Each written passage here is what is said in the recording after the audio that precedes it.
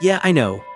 Countless analyses have been made about this game, and opinions about it are just as countless, from the neutral to absolute extreme, from political takes to ideological ones. Personally, none of that interests me. I care so much more about the logic and coherence in a story than any of that noise. Because honestly, if we start labeling every piece of entertainment through a moral or political lens, we'll eventually reach a point where there's nothing left to enjoy. That said, my goal here isn't to dissect the entire game, but to focus on one specific element that has been bothered me for years. Joel's death, or more precisely, how badly the whole thing was conceived. Let me make one thing clear. I don't have any special attachment to this character. In fact, for about 90% of the first The Last of Us, Joel struck me as your typical tough guy, even somewhat generic at times. So if you're thinking that I am another salty fan who can't handle that Naughty Dog decide to kill his favorite character, this is not the case at all. In narrative terms, the inciting incident is the event that kicks off the main conflict, pulling the protagonist out of their routine and forcing them to act. In The Last of Us Part 2, Joel's murder is exactly that. Is the spark that ignites all of the events in this story, and to be fair, it's a bold move. Killing off a previous main character, especially one that popular, is always a huge risk. Usually, studios want to keep milking a successful character for as long as possible, turning every hit into a franchise. So the safer choice would have been more sequels with Joel, maybe a trilogy. And then passing the torch to a new protagonist. That's what most studios would have done, but Naughty Dog took a different route. They took a risk. And from an artistic point of view, I don't have a problem with that. In fact, killing Joel in such a violent and visceral way works brilliantly to show how harsh and unforgiving this world can be. And at the same time, it delivered a massive emotional shock to anyone who was invested in this character. That's a hell of a way to start a game, isn't it? Well, that might sound good on paper, but as the saying goes, the devil is in the details. And the details here are weak, inconsistent, and at times completely illogical. But first, let's recap. In The Last of Us Part 1, Joel travels across the country to deliver a girl who's immune to the cordyceps fungus, the one that has turns people into zombie-like creatures, to a group called the Fireflies. The plan was that by studying her unique immune system, they may develop a vaccine to save humanity. But once they reach them, Joel learns that the process by which they can effectively study her brain will kill her. He realizes that he was not willing to let her go, regardless of the consequences. Things quickly spiraled out of control. A shootout broke out, and Joel ends up killing several members of the Fireflies before escaping with an unconscious Ellie. Cut to Part 2, 4 years have passed. Joel and Ellie are now living in Jackson, a safe and gated community that has reached some degree of peace and prosperity. But their peace is about to end. Because the daughter of one of the Fireflies Joel killed, the surgeon leading the vaccine operation, has been tracking him down with one single purpose: to avenge her father. That's basically the premise of the game. Sure, avenge a death in a world where death could be around any corner might sound pointless. But we'll leave that discussion for another time. Anyway, this group eventually finds Joel and kills him. That's basically it. Feels too simple when you say it out loud, right? Well, apparently Naughty Dog thought the same, because they rushed through this part to jump straight into the real game with Ellie as the lead. So much so that they completely ignored basic logic and even bending or breaking established character traits just to make it happen. Apparently, in the first hours of the game, Naughty Dog's mission was to get rid of Joel as quick as possible, and everything else became an afterthought. I think I can explain the inconsistencies in Joel's death by posing a simple question. Why do they patrol around Jackson in the first place? I know it sounds almost too basic, but bear with me. The patrols, usually 2 people on horseback, are a core part of Jackson's survival. They are not decorative, optional, or casual Sunday rides. They are the backbone of the community's security. These patrols serve three fundamental purposes. Resource scouting, the most routine but also safer task. Monitoring the infected, their numbers, movements, and potential nests. And most importantly, or at least in my opinion, track down unidentified human groups in the nearby areas, because other humans with hostile intentions should pose a greater threat to Jackson than any clicker. Sounds reasonable. Well, these aren't implicit rules that the characters follow. It's what I infer from what I see and what I think makes sense within this world. In The Last of Us Part 1, they were quite hostile to strangers. They were in direct and constant conflict with other groups, and in these 4 years between the two games, I see no indication that the world is any safer now, especially considering that there are now even slave-like communities. But here's the issue: Joel and Tommy fail catastrophically at this task. The one it should matters most. An unjustifiably convenience imposed by the author. Because Joel, of all people, would never have put himself in this situation in the first place. This is the conclusion that most people eventually arrives at.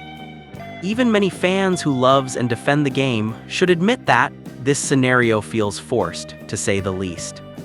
The most common excuse is that Joel got soft after a few peaceful years. He mellowed out, he opened up. He learned to trust again after decades of bitterness and traumas. And okay, well, my dude, if that is true, then you shouldn't be patrolling anymore. The stakes are pretty clear. It's your life, your partner's life, and the entire community's safety. Someone who went soft should not be doing this job under any circumstances. Riding out into hostile territory, making tough split-second decisions, and being in constant danger. Perhaps it's now beyond your capabilities, and you should definitely look for another kind of job within Jackson.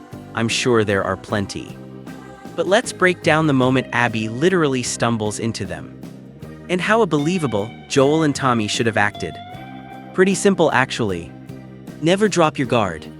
Even with a horde of infected right behind them, the logical move would have been subdue her, disarm her, restrain her, and bring her back to Jackson for questioning. And if the situation is too dire to escape with a hostage, then yes, they should have put a bullet between her eyes right on the spot. Sounds too harsh? Sure. But the price of security in this world is always high. Especially when they know nothing about this person, her motives, or how many people she's with. Isn't this literally the entire purpose of patrols? To detect hostiles before they reach the walls and keep threats out. Joel, especially, has been in the opposite end of this situation before, who knows how many times, and how did that turn out? How on earth do they end up following an armed stranger into an isolated building? The most textbook definition of a trap if I ever seen one. But fine. Some people argue they had no choice, they needed to escape the horde of infected. But if things had truly gotten out of hand, and the only option left was to run, the logical step would have been to run toward the city, their home. I mean, they even have horses. And these are their grounds. They should know all the trails and shortcuts to get home safely, because they patrol this land daily. Why follow her plan? Yes, let's go to your hideout, where your friends are waiting. What can possibly go wrong?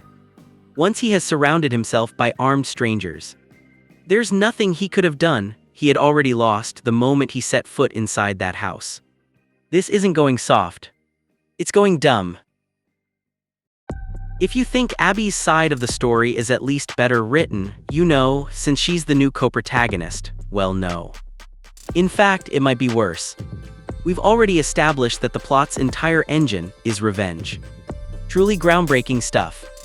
So Abby, unable to let go of her father's death at the hands of a certain Joel Miller, somehow convinces her friends to travel across the country, for who knows how many miles, through every imaginable danger.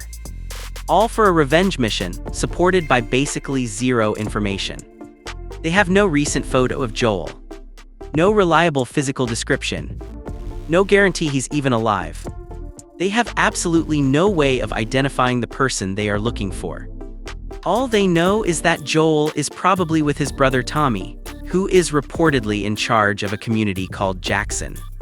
Probably being the key word here, even her group openly admits the whole thing is barely based on anything. So let me get this straight. You've been risking your friends' lives across hundreds of miles of hostile territory for a revenge mission built on a rumor. A mission for which Abby, as we later learn, doesn't even have a plan. And whose only reward would be the satisfaction of just doing it.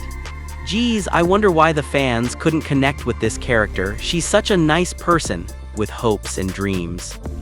The problem with this kind of garbage is that it's not just stupid, but it directly undermines the seriousness of the world that has been built here in this franchise.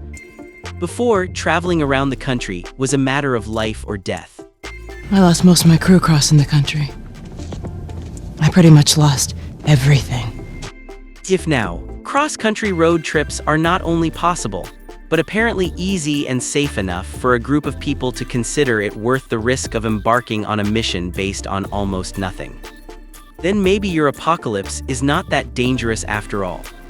Perhaps you're diluting the idea that your world is so dire when you rush your writing like this. Anyway, back on topic. When Owen, Abby's former romantic interest, learns that Jackson is not a community but in fact an actually well-defended and functioning city, he immediately realizes that the rest of the group will want to give up and go home, and he's right. Abby gets frustrated when she hears this, so she decides to slip away on her own. What was her plan, nobody knows. And then something wonderful happens. By pure cosmic coincidence, she stumbles upon the exact man she's been searching for all this time. I'm Tommy. That's Joel. Bravo. A truly masterful plot. You are nothing but lucky. You have no idea. There's no build-up to this, no careful setup, no logical chain of events. The entire story progression relies on massive, unbelievable coincidences. Abby and her group don't outsmart Joel. They don't track him carefully. They don't devise an intelligent ambush worthy of experienced survivors. That could have elevated them as characters and preserved Joel as the competent and distrustful character we knew. Instead, because the writers had no better ideas, the plot simply hands Abby exactly what she needs on a silver platter. Joel doesn't fall into a clever trap, he falls into narrative laziness. As the saying goes, characters can only be as smart as the person writing them.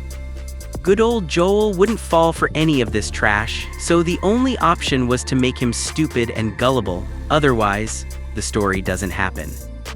As I said earlier, I don't object to killing a previous protagonist, and using that tragedy to propel the next. That can be powerful, it can be even unforgettable. But because it was such a risky move, it required exceptional writing, airtight logic, smart character work, and a payoff that justifies the shock. Instead, what we got feels rushed, sloppy, and unearned. Especially from a studio like Naughty Dog. A studio that insists on presenting itself with enormous cinematic pretensions. Pretensions that, with this story, they have shown us they cannot support. I don't think I'm exaggerating when I say that there wouldn't have been even a tenth of all that negative fan reaction if they had just handled this part correctly. It was crucial to do it with the right sensitivity, and yes, they should have shown some respect and dignity to the character, instead of rushing to spit on his corpse. What else could the fans perceive? The entire game feels like a product of hatred and contempt. Although, I'm sure that's not the case. I'm certain Naughty Dog put all their heart and soul into this game.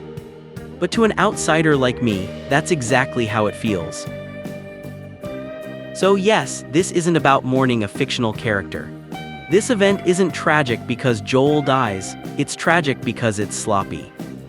It betrays basic storytelling logic for shock value, and it asks us to swallow that one of the most distrustful, guarded survivors out there suddenly forgets 20 years of experience and his own survival instinct.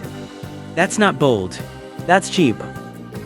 When a sequel this expensive, this hyped, and this technically brilliant opens up with writing this careless, you don't feel challenged or provoked, you feel insulted, and that insult lingers long after the credits roll.